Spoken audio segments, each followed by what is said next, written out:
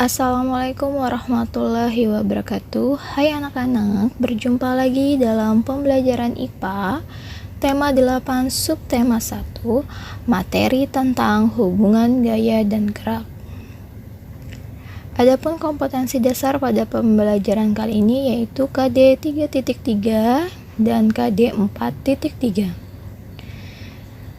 Diharapkan setelah mempelajari materi hubungan gaya dan gerak, anak-anak dapat menjelaskan pengertian gaya dan gerak, menjelaskan perbedaan gaya dan gerak, menjelaskan hubungan gaya dan gerak yang terjadi pada suatu benda, serta dapat menjelaskan macam-macam gerak beserta contohnya. Yang pertama yaitu gaya. Gaya adalah suatu kekuatan yang mengakibatkan benda yang dikenainya dapat bergerak, dapat mengalami perubahan kedudukan, dan mengalami perubahan bentuk. Perhatikan gambar berikut. Seorang anak yang mendorong atau menarik meja. Meja yang tadinya diam dapat bergerak. Meja dapat bergerak karena diberikan kekuatan melalui dorongan atau tarikan. Kekuatan inilah yang disebut sebagai gaya. Jadi, bila kita menarik atau mendorong benda hingga benda itu bergerak, maka kita telah memberikan gaya kepada benda tersebut. Sehingga gaya juga dapat diartikan sebagai tarikan atau dorongan yang dapat mengaruhi keadaan suatu benda sehingga benda dapat bergerak. Sedangkan gerak adalah peristiwa perpindahan kedudukan atau posisi suatu benda karena adanya gaya yang diberikan pada benda tersebut. Nah, anak-anak bisa memperhatikan contoh sepeda yang di kayu akan bergerak dan mengalami perpindahan posisi. Hubungan gaya dan gerak banyak terjadi atau banyak dimanfaatkan dalam berbagai peralatan di kehidupan sehari-hari. Salah satu contohnya yaitu ketika mobil yang mogok didorong akan bergerak dan mengalami perpindahan tempat jika diberi gaya dorong. Namun, ketika gaya dorongnya dihentikan, mobil tersebut juga akan berhenti bergerak. Semakin besar gaya dorong yang diberikan kepada mobil tersebut, maka gerakan mobil tersebut semakin cepat dan mengalami perpindahan yang semakin jauh.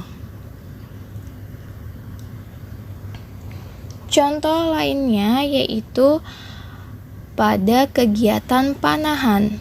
Panahan ini merupakan kegiatan yang memanfaatkan gaya pegas.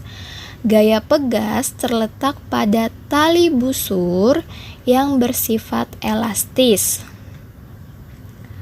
Anak panah dapat melesat dari busur jika diberikan gaya. Agar melesat dengan cepat dan jauh, maka harus diberikan gaya yang besar dengan menarik tali busur secara kuat. Nah, besarnya gaya tarik pada tali busur ini memengaruhi kecepatan gerak anak panah saat melesat. Semakin besar gaya tarik, maka semakin cepat anak panah bergerak dan jarak yang ditempuh semakin jauh. Sehingga dapat disimpulkan hubungan gaya dan gerak yaitu gaya dapat menimbulkan gerakan pada suatu benda. Gerakan suatu benda terjadi karena adanya pengaruh dari gaya yang diberikan. Semakin besar gaya yang diberikan pada suatu benda, maka gerak benda tersebut semakin cepat dan semakin jauh.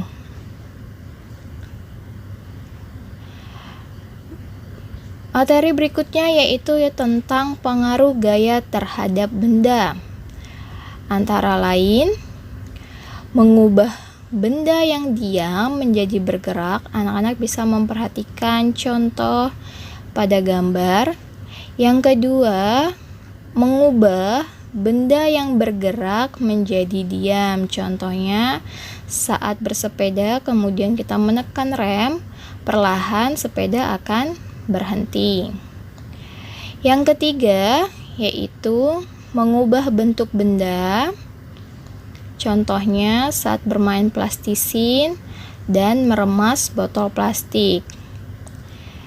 Yang keempat, mengubah arah gerak benda. Contohnya saat bermain bulu tangkis, arah bola akan berubah-ubah.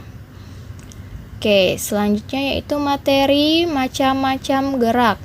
Pada pembelajaran kali ini kita akan mempelajari 5 macam gerak. Yang pertama, gerak berputar, gerak menggelinding, gerak jatuh, gerak mengalir, dan gerak memantul. Macam gerak yang pertama yaitu gerak berputar.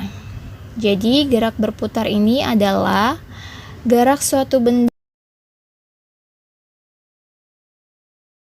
yang lintasannya berupa lingkaran dan mengelilingi suatu titik yang tepat. Benda yang mengalami gerak berputar tidak mengalami perpindahan tempat. Contohnya, gerakan pada jarum jam. Nah, ini adalah titik tetap yang dikelilingi. Oke, kemudian permainan biang lala, baling-baling kipas, dan baling-baling kincir angin. Contoh lainnya juga dapat ditemukan pada benda-benda lain. Yang kedua yaitu gerak menggelinding. Gerak menggelinding ini merupakan gerak berputar yang dialami suatu benda dan mengalami perpindahan tempat. Contohnya, bola yang ditendang secara perlahan saat bermain bola bowling. Ini bolanya tadi menggelinding. Contoh lainnya yaitu ban kendaraan yang bergerak. Ya, ketika sepeda di kayu, maka roda ini akan mengalami gerak berputar dan mengalami perpindahan posisi. Yang ketiga adalah gerak jatuh. Gerak jatuh ini dipengaruhi oleh gaya gravitasi bumi. Kemudian posisi benda juga mengalami perubahan, yang semulanya benda berada di atas berubah menjadi di bawah. Ini contohnya buah apel yang jatuh dari pohonnya. Contoh lainnya yaitu ketika benda dijatuhkan dari tempat yang tinggi, anak yang melompat dari papan lompat di atas kolam renang. Ya, ini benda yang terjatuh atau dijatuhkan dari tempat ketinggian. Contoh lainnya yaitu penerjun payung saat mendarat. Yang keempat adalah gerak mengalir. Gerak mengalir ini terjadi pada benda cair yang bergerak dari tempat tinggi ke tempat yang rendah. Contohnya yaitu air terjun. Kemudian air yang mengalir dari daerah pegunungan ke arah laut. Kemudian saat kita menuangkan air dari teko ke dalam gelas, air yang keluar dari keran. Dan yang terakhir adalah gerak memantul. Gerak memantul ini adalah gerakan balik suatu benda akibat membentur benda lainnya. Contohnya bola basket ketika bola basket dibenturkan ke lantai, maka dia akan mengalami gerak balik. Selain bola basket, gerak memantul juga terjadi saat bermain bola tenis, baik tenis lapangan maupun tenis meja. Kemudian contoh lainnya juga saat bermain trampolin. Selain contoh-contoh tersebut, anak-anak juga dapat menemui pada benda-benda lainnya. Oke, sekian materi pembelajaran kita kali ini. Semoga anak-anak bisa memahami dan bermanfaat. Terima kasih. Wassalamualaikum warahmatullahi wabarakatuh.